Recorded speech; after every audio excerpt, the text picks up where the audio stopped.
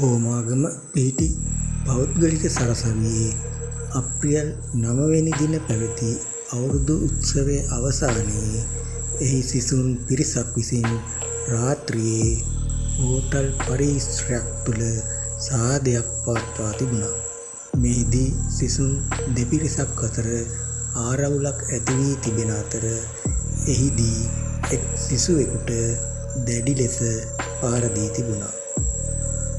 පහර කෑමෙන් බරපතල තුවාල ලැබූ එම සිසුවා හෝටලයේ සේවකයන් පිරිසක් විසින් රෝහල් ගත කර තිබෙනවා. කෙසේ වෙතත් ඒ වන විටත් අදාළ සිසුවා මරණයට පත්ව තිබී ඇත. මෙම සිද්ධිය සම්බන්ධයෙන් සිසුන් 5 දෙනෙකු මේ වන විටත් අත්අඩංගුවට රැගෙන තිබෙන අතර මෙලෙස මියගොස් ඇත්තේ වයස අවුරුදු 19ක් වූ නිකදළුපොත වැල්ලව ප්‍රදේශයේ පදිංචි සිසුවෙකුයි.